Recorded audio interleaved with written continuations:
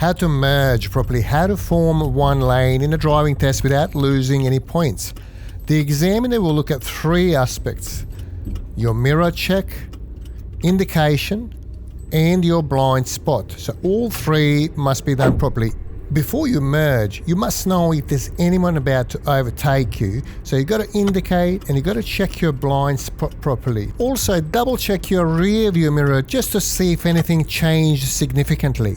In a situation where there's other vehicle about to pass you, just make sure that you don't race them. Indicate on time. Once the vehicle passes, you check your mirror and check your blind spot in time, and you can then safely merge.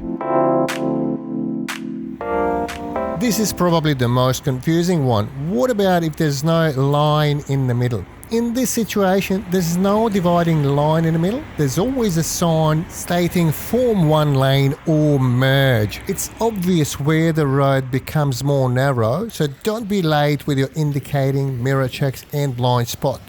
See, in this situation here, there's no sign form one lane, but there's clearly a line in the middle that disappears, which represents merging traffic. So everyone should merge where the line disappears.